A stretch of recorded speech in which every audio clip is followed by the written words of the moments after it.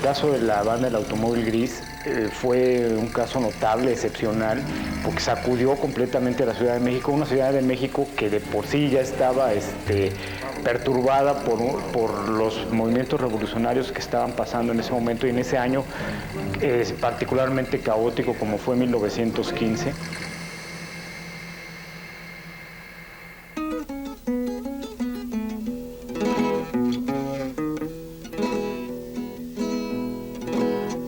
Señores, tengan presente lo que les voy a cantar sobre una banda de gente que asaltaba en la ciudad. Fue el año de más pobreza, de un hambruna sin igual. No había carne ni maíz en toda la capital. Por la guerra se cerraron oficinas y talleres. Quedaron sin porvenir hombres, niños y mujeres. El que asesinó a Madero renunció a la presidencia. En la capital, Carranza vino a fincar residencia. Pero a fines del 14 se le arruinó la función. Villa y Zapata llegaron a formar la convención. En el restaurante Silván había dos gallos notorios. Zapata comió con Villa con chaqueta de avalorio.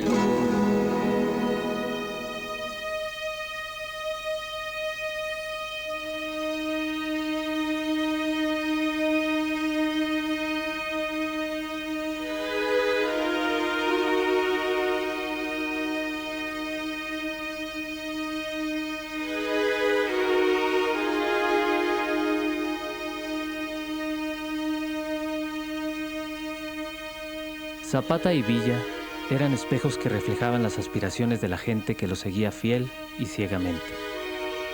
A fines de 1914 se aliaron para entrar a la capital e instalaron un nuevo gobierno.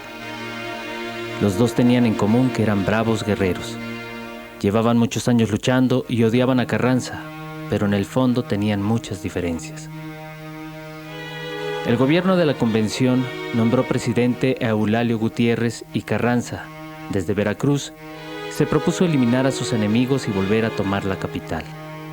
A pesar del cambio de gobierno, la mayoría de la población seguía hundida en el caos, el hambre y la delincuencia.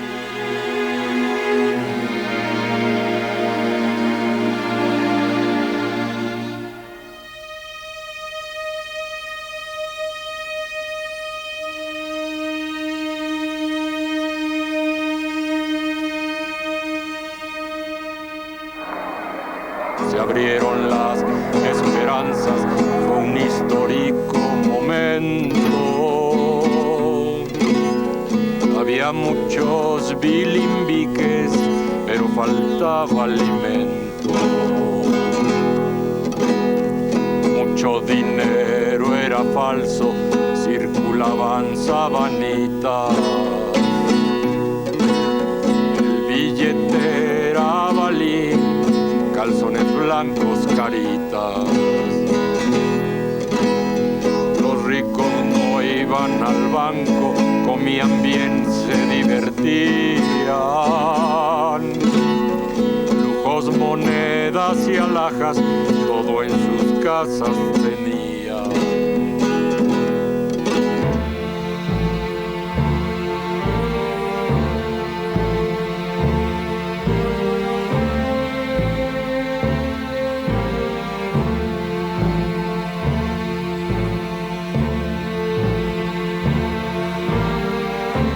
En el año de 15 es cuando los bilimbiques, es el año de mayor hambre 14 y 15 es el año de mayor hambre durante la Revolución, porque los campos ya dejaron de producir lo que tenían que producir, las reservas de comida ya se habían terminado y la gente no había vuelto al campo, seguían en la Revolución, entonces sí no había nada que comer en México, pero nada.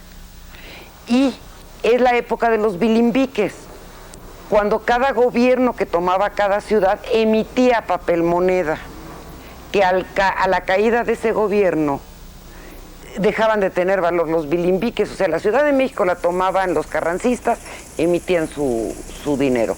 A la salida de los carrancistas ese dinero no valía nada. Entonces es cuando las personas empiezan a tenerle mucho miedo a los bancos y empiezan a atesorar el dinero oro y el dinero plata y las joyas en su casa para no meterlo al banco y que después le dieran bilimbiques. Entonces es por lo que la banda se desata, porque toda la gente rica tiene el dinero oro, el dinero plata y las joyas en la casa.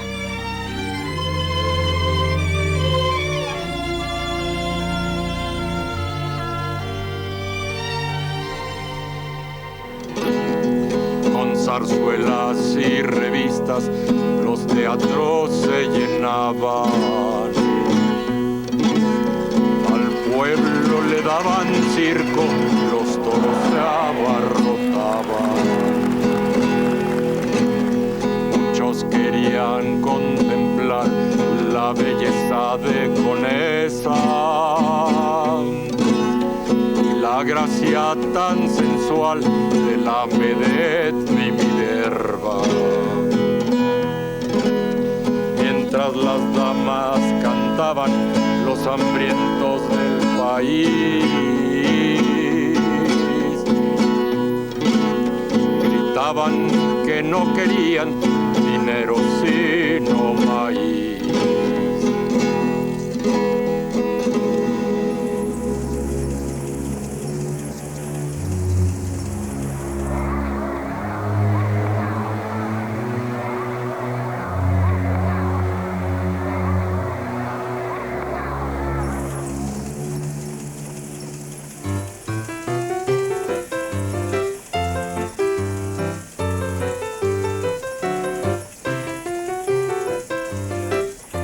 La gente quería olvidar los problemas y acudía a los cines y a los teatros de revista. También los militares iban, pero armados hasta los dientes, con el pecho cruzado de cananas y sin separarse ni un momento del Mauser.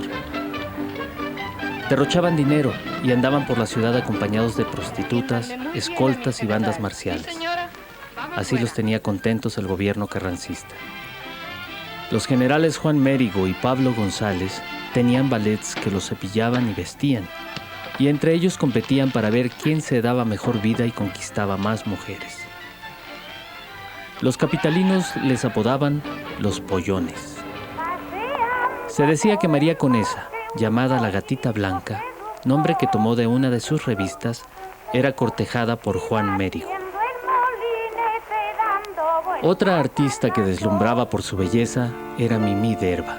Cantaba, bailaba y componía versos.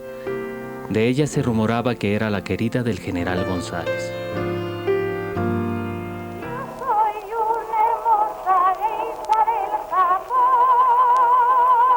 María Conesa había llegado a principios del siglo a México y se había convertido quizá en el personaje más famoso de la escena nacional. De hecho, ella era española, pero buena parte del teatro que se hacía en México era de raigambre española, estaba adaptado a las circunstancias mexicanas, pero tenía sus orígenes en España. Entonces, el público estaba acostumbrado a este tipo de género. Otra personalidad involucrada en esta historia es Mimí Derba. Ella había surgido como actriz de teatro de revista en 1912. Como cantante, fundamentalmente. Era de estas figuras que cantaban bonito y que estaban guapas, entonces era muy popular por eso, ¿no?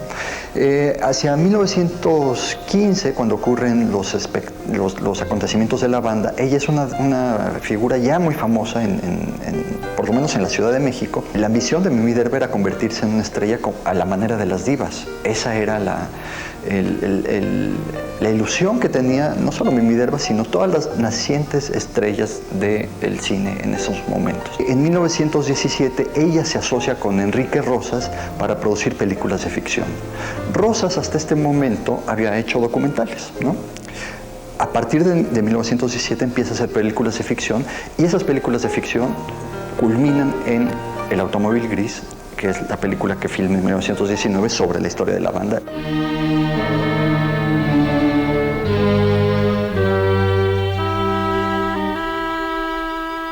Enrique Rosas fue de los primeros en filmar en México. Tenía años de recorrer ciudades y pueblos del país exhibiendo sus películas. Había estado en Francia con los hermanos Lumière, con los que aprendió las técnicas del cine, y su entusiasmo por filmar no tenía límites. Cuando regresó a la ciudad, se volvió exhibidor y empresario, y rentó el teatro principal donde hacía proyecciones con números en vivo de magos, cómicos y cantantes. Durante la Revolución, Rosas filmó incansablemente y muy pronto se embarcó en la aventura de fundar una compañía cinematográfica.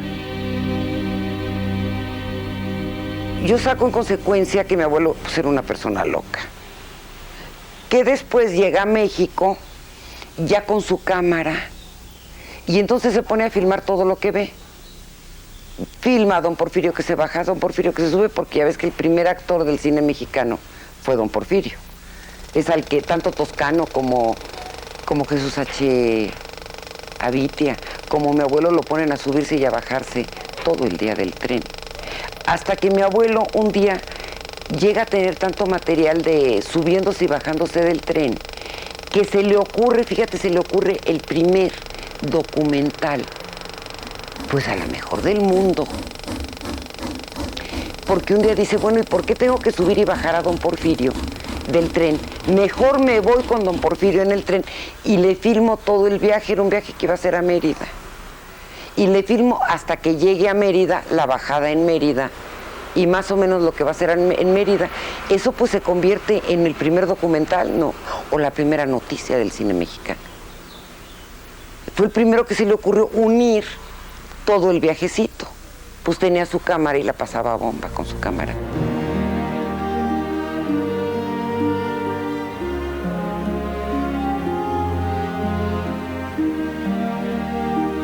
Los principales caudillos, casi todos tienen un fotógrafo de cabecera y un documentalista de cabecera, ¿no?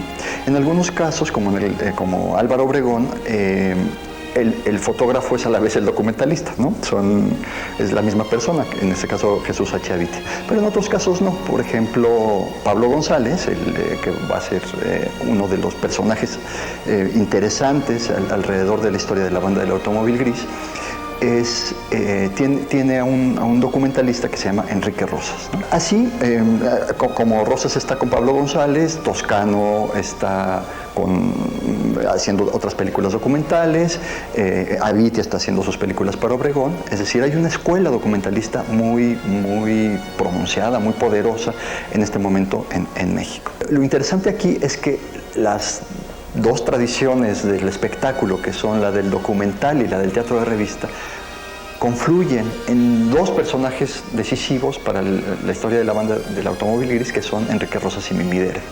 Uno, representante de la tradición del documental mexicano, ¿no? Y otra, representante de la tradición del género de revista, del género popular de revista surgido a principios del siglo XX.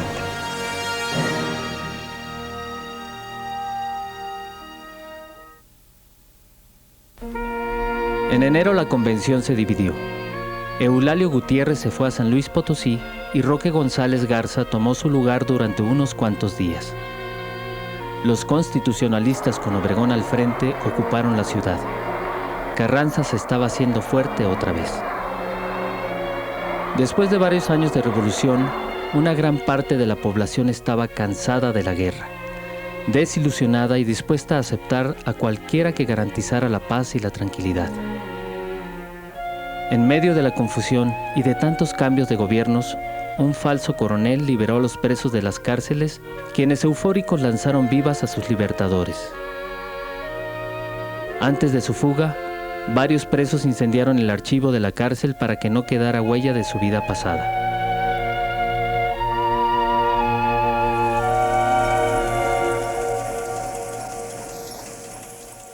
De la cárcel de Belén fueron libertos los presos.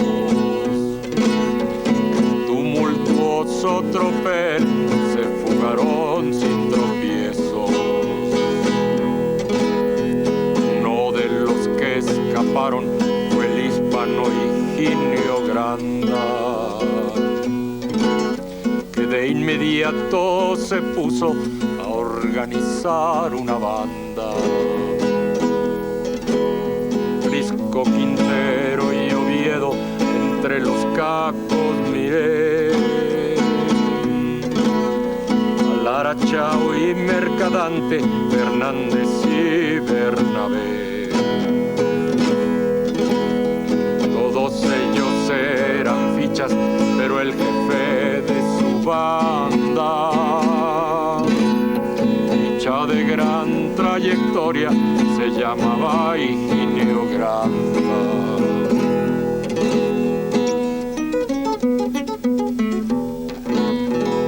Ya tengo localizada la Casa de la Piedad. Podemos ir tranquilos. No viven allí más que dos viejas solas. Seguiremos este camino. De modo que la cosa es fácil. No, así lo creo yo, al menos. Además, para eso iremos todos. ¿Estás de acuerdo? ¿Tú también? ¿Sí? Sí, todos. Sí, cómo no. Ese es el plan. Higinio Granda llegó a México de Asturias con su hermano Juan. Tenía unos 35 años, buenos modales y mucha audacia. Ambos llegaron en busca de fortuna. Su hermano se hizo capitán con los zapatistas y murió por esa causa en combate en el estado de Guerrero. En cambio, Higinio se valió de sus habilidades de actor y de su sangre fría para cometer atracos. Eran las caras opuestas de una misma moneda. Granda se fugó de la prisión 2 veces, en una de ellas disfrazado de mujer. Por cierto, con las mujeres siempre fue un tipo afortunado y su costumbre era tener 3 o 4 amantes a la vez. Higinio, siempre alerta y con mucha sangre fría, logró filtrarse en el gobierno de la ciudad y robar papelería con membrete oficial. ¿Cómo lograba un español moverse como pez en el agua en el mundo del hampa mexicana? Sí, ya me fijo bien, hombre. Sí, cómo no. Ese es el plan. Juremos que estaremos siempre unidos ante el peligro y la ley. Juramos. Estaremos siempre Eso unidos. espero. Bien.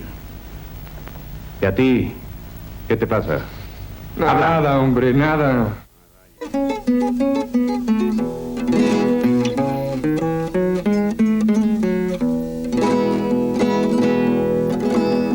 Granda se metió de agente con ardidez y elegancia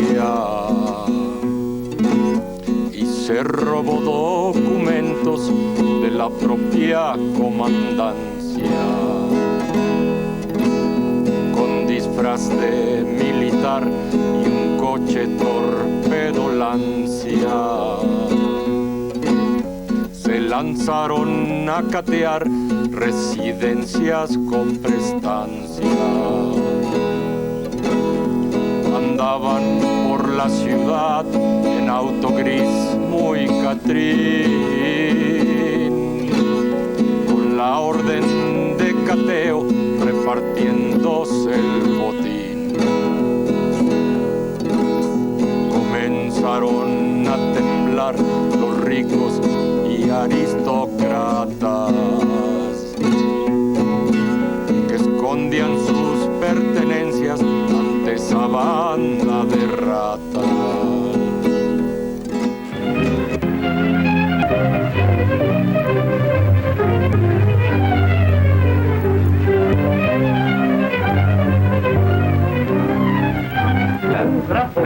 Palabras. Las fechorías de la banda del automóvil fueron en todo el año de 15. No daban con la banda ni con el coche. Entonces, resulta que el robo más importante que hace la banda del automóvil gris es en casa de don Gabriel Mancera, de donde se llevan todas las joyas y todo el dinero y toditito.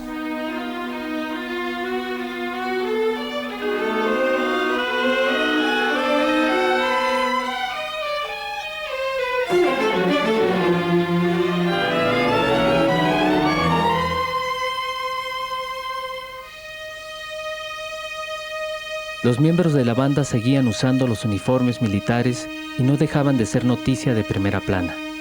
Sus asaltos eran rápidos y eficaces. Además sabían seleccionar a sus víctimas. Gabriel Mancera era ideal para sus fines. Un ingeniero muy acaudalado, dueño de una fábrica de helados y accionista del Ferrocarril del Noroeste. Mancera era un personaje muy apreciado en los círculos del poder y bien conocía Granda lo que Mancera atesoraba en su casa.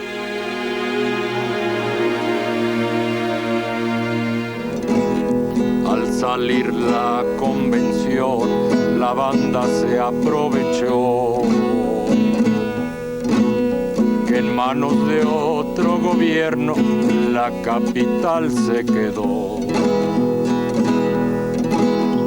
Era el general González la máxima autoridad,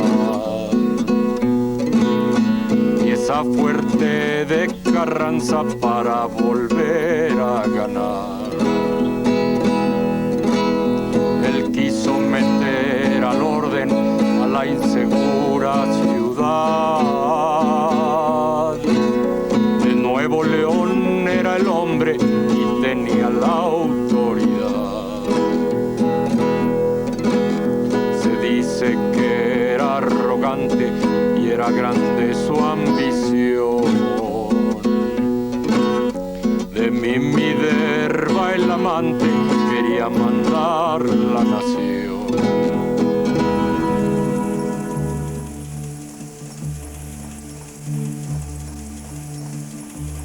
El general González fue durante unos meses la figura más poderosa de la ciudad.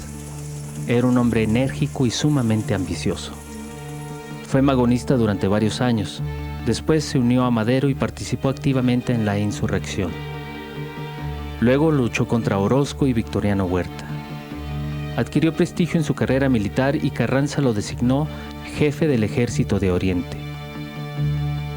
Cuando ocupó la capital en agosto de ese año, persiguió a los falsificadores de moneda y aumentó los cateos a las casas para localizar arsenales de los enemigos del carrancismo.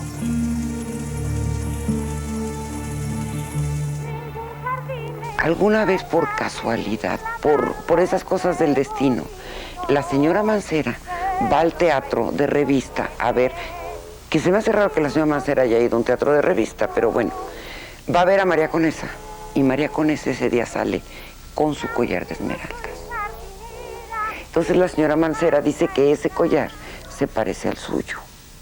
El señor Mancera alerta a la policía que ese collar se parece al suyo. Y ese es el hilo por el que se llega a la banda del automóvil gris. Porque sí era el collar de la señora Mancera. Y en esos días, no te sé decir, se sospecha que detrás de la banda del automóvil gris está el general Pablo González.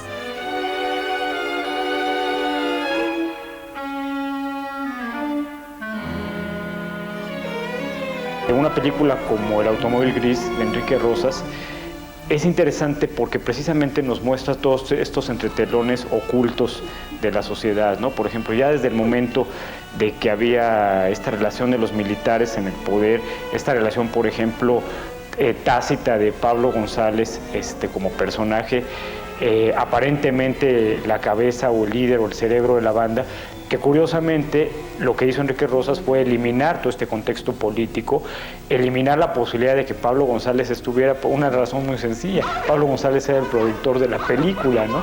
Eso es algo así realmente sensacional, como un detalle casi de humor negro, ¿no? En una historia de esta naturaleza. Mi novio. No puede ser.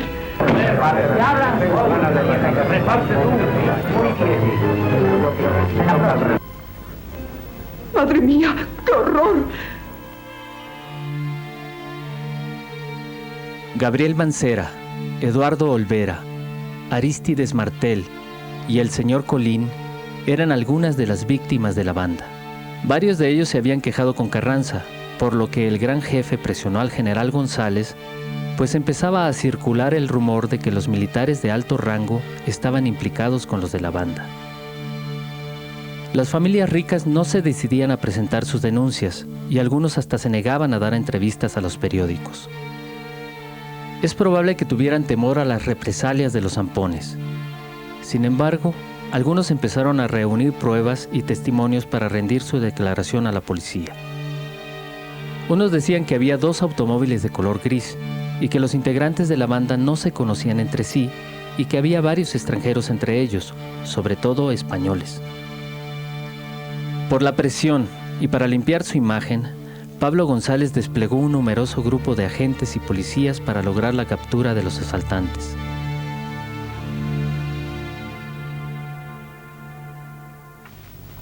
Pasen. Buenos días, mi general. A sus órdenes. Tomen asiento. Gracias. Los he mandado llamar por un asunto muy delicado. Se trata de la banda del automóvil gris. Tengo el expediente en mi poder. Voy a mostrárselo. Lo he revisado detenidamente. Por lo visto es inaudito.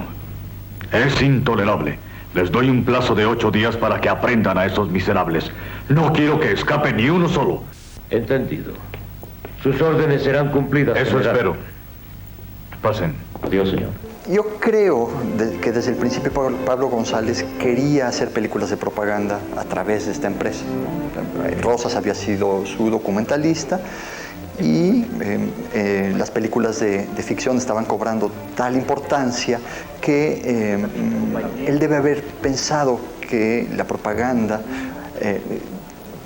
seguramente iba a tener una vuelta de tuerca interesante con la introducción de los actores y de las historias narrativas. Fuera de la ciudad estaremos más seguros, porque si llegan a pescarnos... No quiero ni pensarlo. Ustedes deben hacer lo mismo. ¿Y yo, jefe, a dónde me voy? No sé, pero hagan lo que yo pienso hacer. Ir a cualquier parte.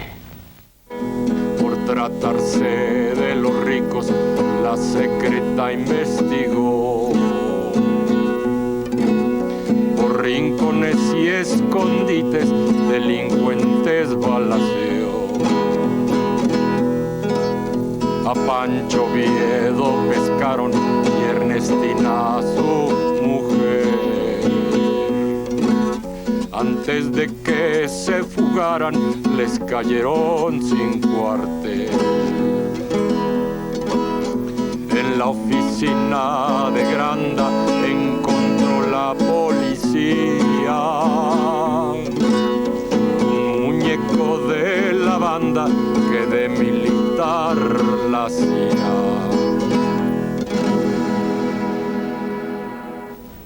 Acompáñenos.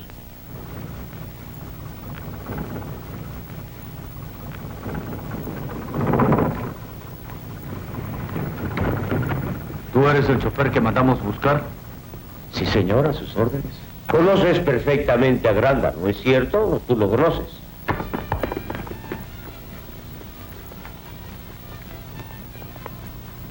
Los lugares donde se cometieron los asaltos y algunos de los asesinatos fueron filmados exactamente en esos mismos lugares, al grado incluso que colaboró en la película este policía Juan Manuel Cabrera, que fue quien aprendió a los miembros de la banda, y él aparece como actor interpretándose a sí mismo y como asesor en esta historia, en esta película de Enrique Rosas. Listo, jefe. Fíjate bien lo que te voy a decir. Llegas a la casa y dices que eres de los teléfonos y que vas a trabajar. Vamos, corre. Y ustedes estén prevenidos. ¿Qué quieres? Vengo para arreglar el teléfono. No, pero si aquí no hay teléfono, ¿para qué? ¿Cómo que no? Tengo que ver. Quítese de en medio.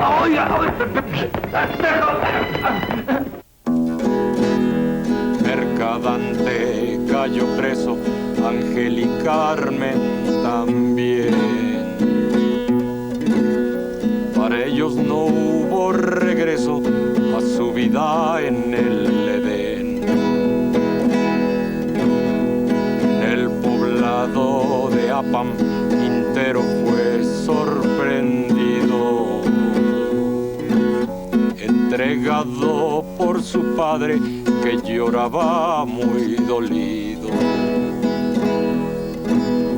Oviedo logró fugarse, Higinio Granda en un tren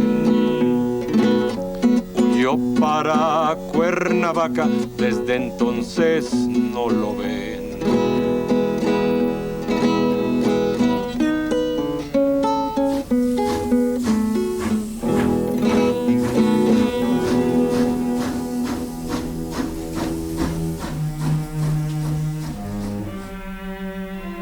Durante 9 meses, de día o de noche, la banda del automóvil gris llevó a cabo un gran número de asaltos.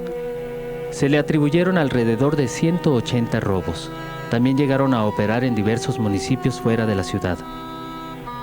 Cuando los detuvieron por la delación de León Cedillo, empezaron a caer uno a uno en un lapso de 12 días. Varios se resistieron y abrieron fuego contra la policía. Oviedo se fugó, pero lo volvieron a capturar. También Quintero fue detenido cuando se refugiaba en su casa paterna. Varios de los ladrones confesaron cómo hacían sus asaltos. Se reunían en una casa ubicada en Alfonso Herrera y Rosas Moreno.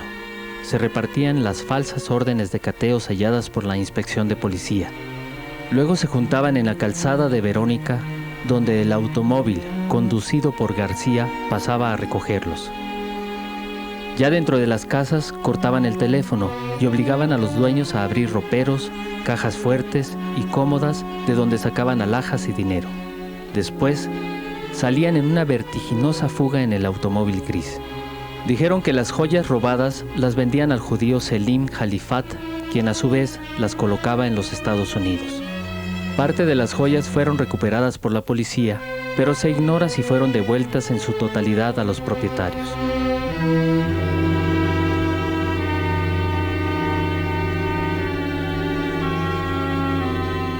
Precipitadamente se condenó a muerte a 10 integrantes de la banda por robos cometidos en la época convencionista y en la carrancista. Poco antes de cumplirse la sentencia, Pablo González conmutó la pena a Bernardo Quintero, Luis Lara, José Fernández y Rafael Mercadante. Granda todavía estaba fugado y lo buscaba la policía. El momento de la muerte, que durante algún tiempo había sido esperado con bastante serenidad por los reos, llegó al fin. En ese doloroso trance, los sentenciados se portaron con el mismo estoicismo sin dar la más ligera muestra de nerviosismo o temor. El capitán de la escolta se acercó a los delincuentes y preguntó a todos y cada uno de los acusados si querían algo, a lo que contestaron todos en forma negativa. Inmediatamente después dio las voces de mando.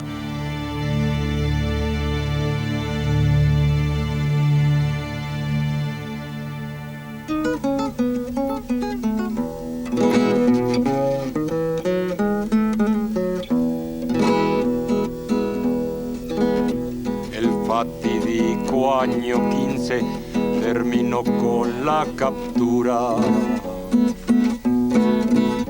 de 18 delincuentes, les pasaron la factura. Ahí acabó su aventura, se fueron pa'l paredón. Pero a varios de la banda González dio absolución. Por eso el pueblo rumora que González fue el padrino de aquella banda malora del automóvil gris fino.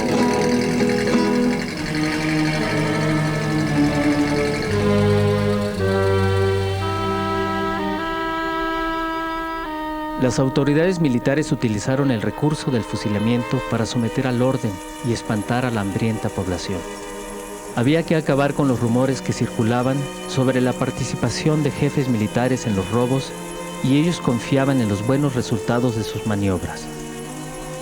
Sin embargo, por mucho tiempo persistieron los rumores de que los generales González o Juan Mérigo tenían que ver con la banda. También el agente Juan Manuel Cabrera fue acusado de saquear y robar los domicilios de los supuestos acusados. Después de que Carranza aplastó a los villistas en el norte, en ese mismo año se propuso acabar con el zapatismo. Lanzó una campaña brutal cuyo principal artífice fue Pablo González, a quien nombró jefe de operaciones en Morelos. La crueldad de González llegó a compararse con la de Victoriano Huerta. permitió que sus hombres saquearan toda la región y mataran a sus pobladores. Los zapatistas resistieron y fue cuando González urdió el asesinato de Zapata. Se valió de Jesús Guajardo, quien hizo creer a Zapata que se pasaría a sus filas. Le regaló un fino caballo y lo invitó a comer en Chinameca. Ahí lo esperaba una emboscada para masacrarlo sin piedad.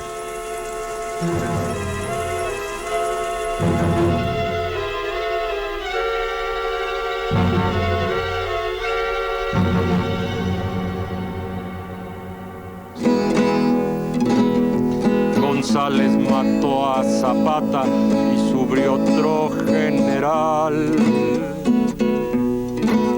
Obregón que no quería a don Pablo de rival. Tras acabar con Carranza, con Zapata y con Villa, Obregón sentó sus reales para entronarse en la silla. Mandó al exilio al rival que le podría contender. Y González terminó sin voz patria ni poder.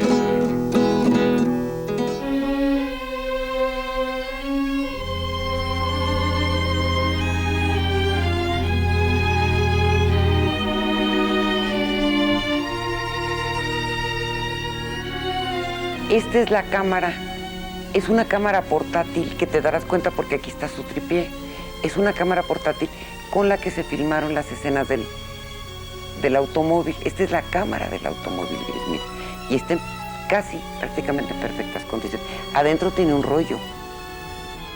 Esto era como para irte persiguiendo la noticia, como para llegar a casa de Gabriel Mancera y filmarlo, como que llegar a la inspección de policía y filmarlo. Digo, no puedes llevar la mole de cámara.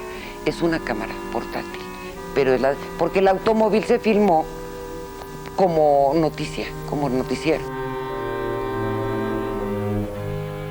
Una película a casi 90 años de haberse hecho, pues sigue resultando inquietante, intrigante, más allá de que la película tiene un sentido del suspenso maravilloso. Hay un lenguaje narrativo muy eficaz en la cinta, movimientos muy ágiles, cortes muy ágiles. Este proceso dramático que siguen tanto los personajes, los de la banda, como las personas que se ven involucradas con ellos, ya sean los asaltos o las víctimas de los asaltos y secuestros, son, digamos, incluso superiores a muchos de los seriales norteamericanos de la época, en donde la gente de Hollywood pues, eran los maestros en ese sentido, y Enrique Rosas de alguna manera estaba también inaugurando de alguna forma un género, ¿no? Este género del thriller policíaco.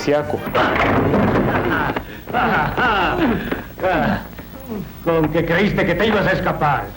Te llegó la hora. Con dinero de Pablo González se financia toda la producción del automóvil gris, que después ya no sé si se le pagó, no se pagó, si se recuperó, eso sí no lo sé, porque como muere mi abuelo, mi Derba muere hasta los 50, pero no se vuelve a hablar de ella, ni ella quiere saber nada del automóvil, ni de nada, ya no se volvió a saber de Mimi. Ella, que había sido un símbolo sexual de alguna manera, primero como estrella de cantante en el teatro de revista y después como una de las primeras actrices del cine, curiosamente se volvió una de las abuelitas del cine mexicano en la época de oro, en los años 40, ¿no? Usted tiene como dos periodos de florecimiento, pero muy distintos. En un caso como símbolo sexual y en otro caso como símbolo de la madre, que encarna los valores tradicionales de la familia, la religión, la propiedad, etc.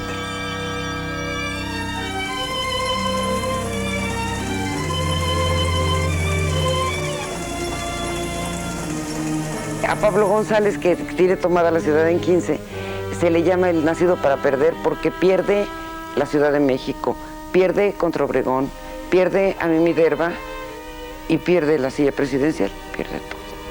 Y creo que acaba de ver así nada, ¿eh? Le decían el nacido para perder. Nunca supo lo que era ganar.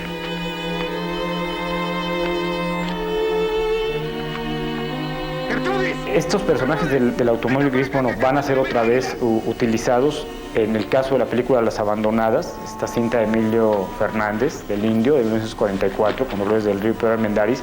Precisamente el personaje que hace Pedro Armendáriz es un militar que de alguna forma veladamente viene siendo como una especie de Pablo González. Incluso hay una secuencia en donde se supone que es asesinado y se ve como hay gente que está levantando, tratando de robar las camisolas de estos militares, y hay esta referencia al automóvil gris. Fuera de Las Abandonadas, en realidad no hay otra película del cine mexicano que haya retomado esta historia del automóvil gris. Y de mi puritita medida, si hasta se parece a ti, Manu. Y ahora sí tienen que respetarme, porque ahora sí soy un general de veras. ¡Muéveseme! Sí, general. Creo que la pregunta que hay que hacerse es ¿por qué esta película, filmada en 1919, tuvo tanto éxito? Fue la película mexicana más muda, más exitosa de su momento, ¿no? A mí me parece que esto se debe a que toca una fibra fundamental del México postrevolucionario, que es la corrupción. Esta corrupción que en el cine tiende a ser, en el cine de géneros, en el cine de policías y ladrones, tiende a ser obviada porque los estereotipos son muy tajantes en el cine de ficción, ¿no? Es la lucha del bien contra el mal. Pero en la realidad, el rumor es que el bien y el mal están confundidos. Es decir, más bien que no hay bien, que el mal es el que está apoderado incluso de las más altas esferas, que es el gobierno de la ciudad y la policía, ¿no?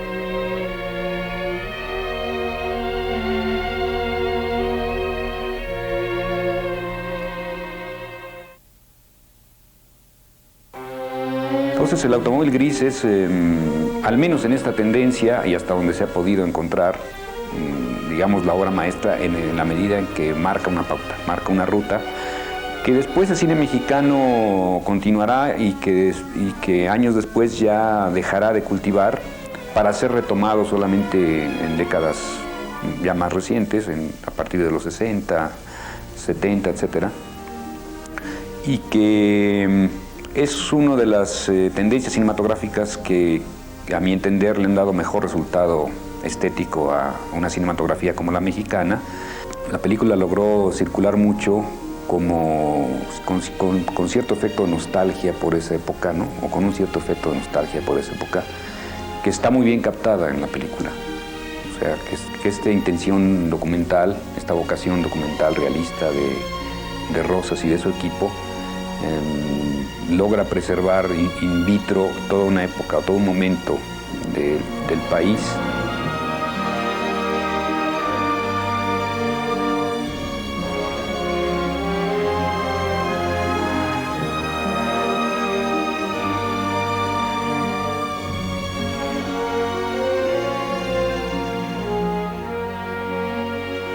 Pues es una ventana al México, es interesantísimo, porque te estás asomando a cómo vivían.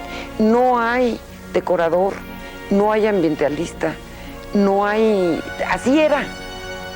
La maceta así estaba, la señora así se vestía, así se maquillaba y así se peinaba. Entonces, maravilloso asomarte a 1915, a 17. ¿Cómo se vestían los que van a fusilar? Bueno, pues así estaban vestidos. Estamos en plena revolución. Y la ciudad está hecha pedazos, ¿eh?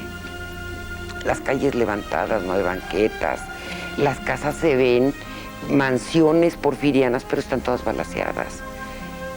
Está en total decadencia la ciudad, ¿eh? Un año después de filmar la película, Enrique Rosas murió a los 39 años de un ataque al corazón. En la cárcel, Oviedo fue asesinado por el negro Brown y Mercadante fue envenenado. En 1920, traicionado por su gente, el presidente Carranza fue asesinado en Tlaxcalaltongo. En 1923, Pancho Villa también fue traicionado y asesinado en Parral. El general Obregón llegó a la presidencia y fue asesinado en 1924. Mimi Derba murió en 1953 después de filmar una película con Pedro Infante.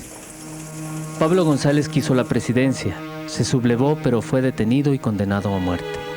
Al final, se le perdonó la vida y se exilió en Estados Unidos por muchos años.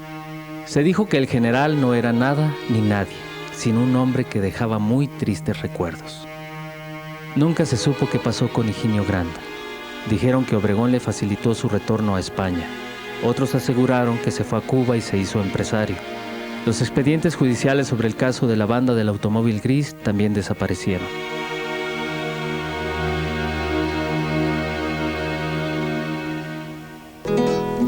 La cinta del automóvil muchos mexicanos vieron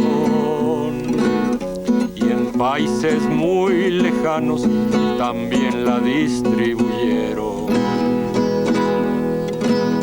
Esta es la historia, señores, de una banda singular,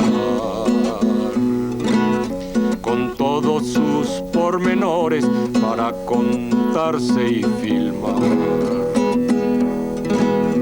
Señores, ya me despido, que sigan sin novedad.